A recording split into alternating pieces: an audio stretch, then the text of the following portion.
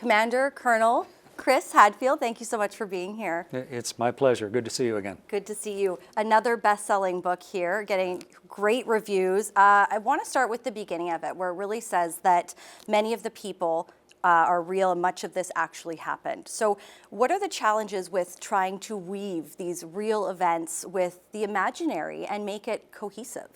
I love it when I'm reading a book and I can't tell what's made up and what's real, where it all just sort of seems like a completely real thing that might have happened.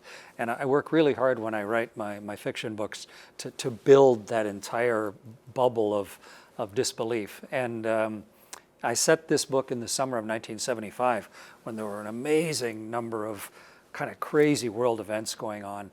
Cold War, end of the Nixon presidency coming apart, bombings all across the United States, race riots, the rise of the Chinese space program, and then this peaceful flight between the Soviets and the Americans to try and show that they could cooperate even in times of the Cold War.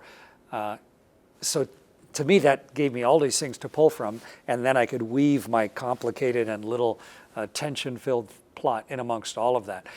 But in the back of the book, I put like an author's notes, so you can find out, oh, that was real, oh, that was real, that was a real person, I didn't know that. It makes it like a bunch of Easter eggs you discover while you read it. I did take a look at the back of that because it was interesting to be able to see, oh, okay. And some of these people you actually knew. So did that make it difficult? Yeah, I know most of people in the astronaut business. I got to know pretty much everybody who went to the moon. I'm of the right vintage to have met them at the end of their careers and the start of mine, and all the current astronauts. And I've flown 3 different spaceships myself and been to a couple space stations. And so I think it gives me a real lucky position to write these books because I don't have to phone people to check things. I'm lucky enough to either have done them myself or know the people that did them. It's part of my objective in the book as well, is to not just tell the story, but to give the reader a true visceral sense of what is it actually like to fly a rocket ship, to float weightless, to go around the world, to be outside on a spacewalk, to have things go terribly wrong when you're so far from home, and how do people actually react? And I've been through a lot of that, and so I do my best to bring that realism into the book. So as much as you knew a lot of these people, Kaz and Svetlana have been around for a couple books now. Yeah. Do you feel like you know them pretty well? Well, as a writer, you want to make up your main characters so that they're real to you. And now they're just real people to me, just like anybody else that I used to know. And what's funny is they're with me all the time. So like when I'm coming into a new situation, Svetlana will pipe up, how she would react to this sort of thing. Or I know how Kaz would react to this sort of thing. They're I don't know, maybe it's a little bit schizophrenic, but they're just my imaginary friends that are with me all the time. And they're reacting to stuff that's going on. And I see the world through their slightly different perspectives. And that helps me, I think, in the writing to describe some event, but describe it through different lenses so that it helps illuminate it for the reader. Has it changed how you've written a bit? Were you ever on a path and going, he wouldn't do that? Oh, it's the other way around. I build a situation and then I just sort of turn my characters loose. And they surprise me all the time. Like, well, of course, that's what she would do right now. That's how she would react to this situation. And I use the actual dialogue between the spaceship and mission control. So whatever the crew happened to have said back on that day, then that's what the characters of the book say.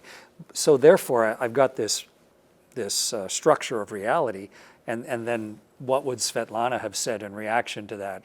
Or what would Kaz down in Mission Control have said in reaction to that? So it's kind of fun, and often it takes me in a direction I didn't expect. Oh, this is what my characters would do right now. They're just people, and it makes it quite interesting. You just sort of got to follow them around. I got to keep herding them along where I want the plot to go, but at the same time, they have to behave just like the people that they are. I know one thing people really loved when you were in space, and I really loved, was how you brought us along for your journey up there. We saw you recording music, we saw you teaching science to students. Was it important for you to make that accessible, or why was it important? Imagine if you had spent, what is it now, November, December, January, February, March, since May, if you'd been off the Earth. Ever since May. Think of all of the various things you've done since May. Imagine if you'd gone around the world 2,500 times. And then you got into your little spaceship and you came thundering back down through the atmosphere and banged into the ground and rolled to a stop, and you emerged out onto your sort of wobbly legs trying to keep your balance. What would you do with the experience? The lifetime of work that got you up there, and then the thousands of times around the world, and all the things that you learned and observed. What do you do with that personal experience? You could just keep it to yourself, or maybe just tell your family or your friends. But I was there, as a public servant. And I think there's a huge responsibility to try and not just share it, but share the ideas behind it, so that other people, without having to have the same experience, can maybe make different decisions with their lives, to see something that might be possible to them that otherwise they might not even have imagined.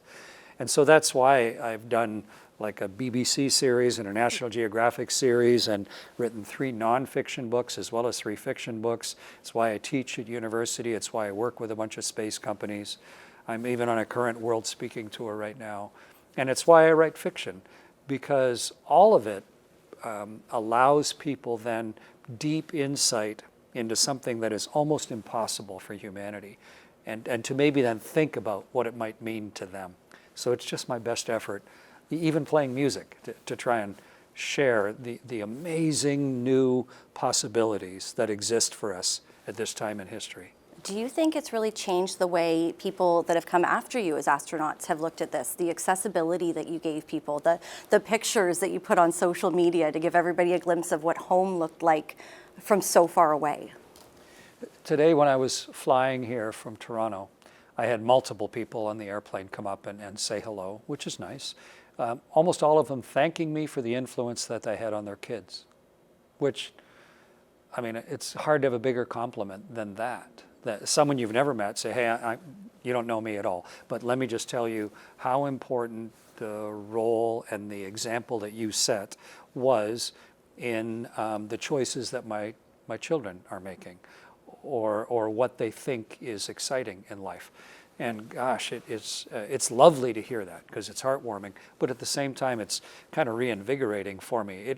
I need to conduct myself accordingly, but at the same time, it's nice to get that feedback that all of the risks that I took and the decades of work that I put in have that type of one-on-one, personal, tangible, positive effect.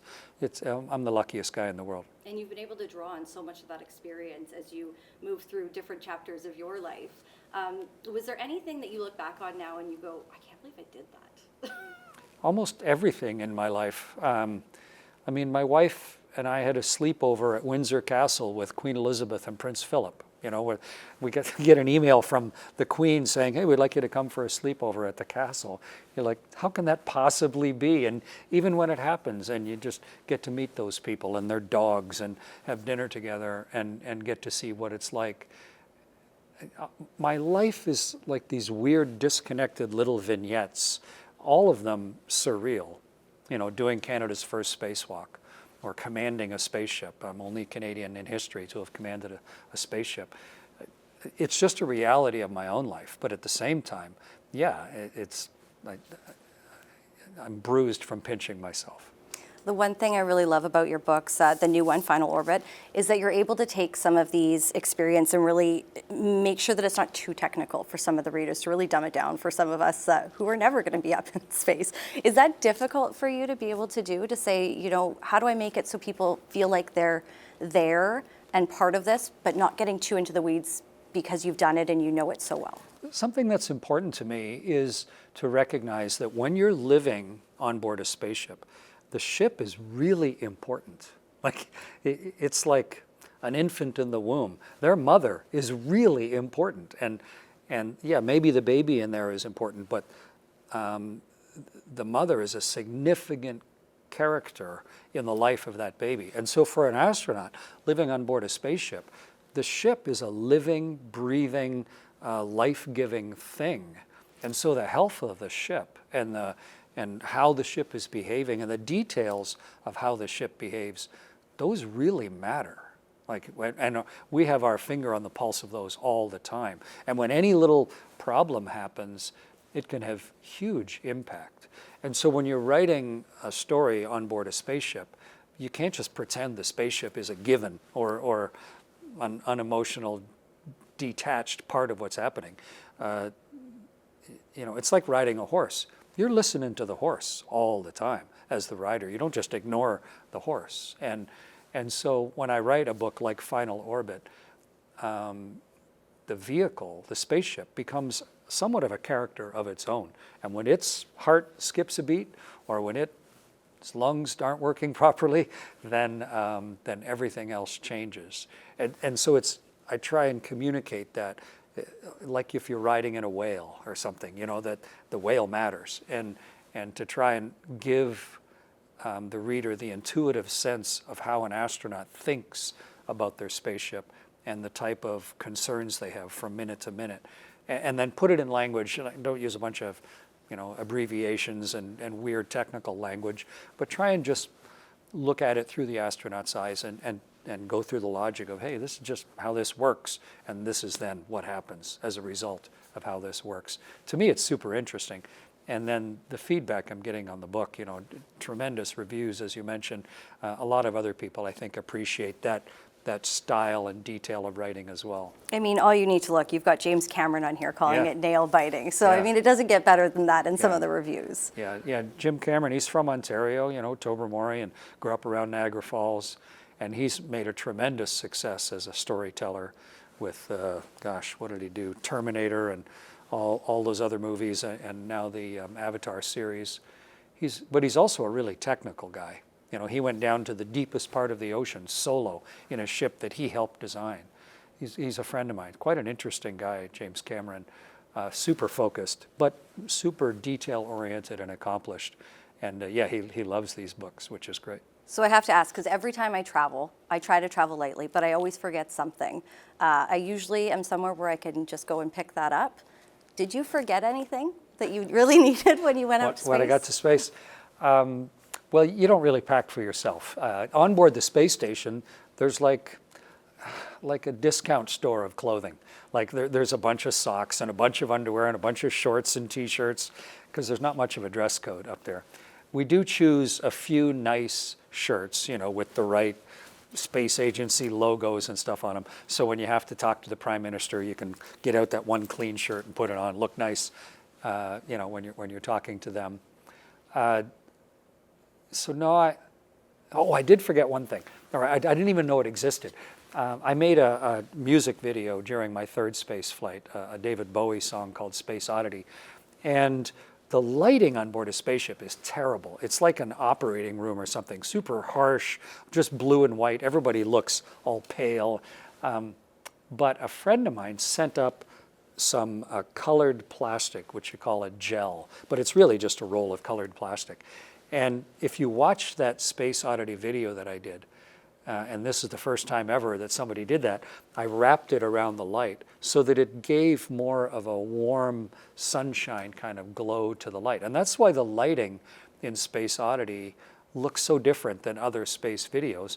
It's just, and it wasn't something I forgot. I didn't even know I needed it, but someone else sent it up and I remembered it last minute and wrapped the light.